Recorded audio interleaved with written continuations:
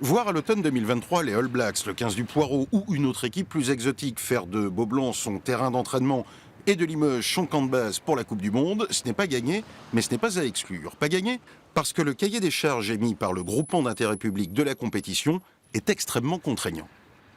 On a quand même des atouts, on a des choses à montrer, on a des choses à proposer. Certes, on ne répond pas forcément à toutes les attentes, mais il ne faut surtout pas se priver d'essayer.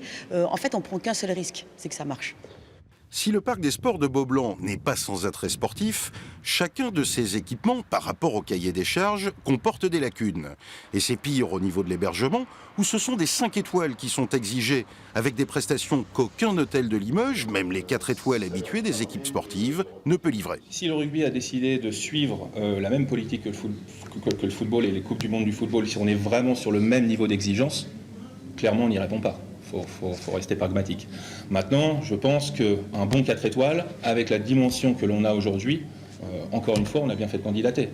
Ils pourront nous dire, bon bah non, c'est vraiment du 5 étoiles que l'on veut, et là, Limoges et beaucoup d'autres villes passeront à la trappe. Mais Limoges camp de base, ce n'est pas encore à exclure, et mieux, cette candidature a un sens.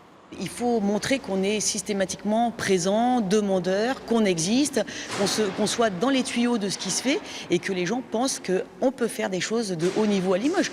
On a de plus en plus d'événements et je pense qu'on rentre de plus en plus dans l'esprit des fédérations, comme quoi vraiment on existe et qu'on a des choses à vendre et des choses intéressantes. Et on a aussi, et ça on nous le dit souvent, on a une vraie compétence. Pour cette Coupe du Monde, ce sont au total 53 camps de base qui sont recherchés. D'ici là, des couperets tomberont chaque trimestre. Si Limoges y échappe, son bonheur sera officialisé fin 2022.